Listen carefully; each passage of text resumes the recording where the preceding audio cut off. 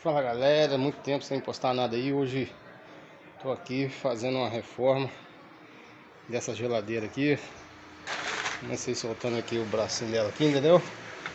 A porta já tá solta, vou dar uma limpada nela por dentro direitinho. Tem algumas partes com ferrugem, vamos lixar bem direitinho, entendeu? O funcionamento dela tá perfeito, mas o problema maior é a ferrugem.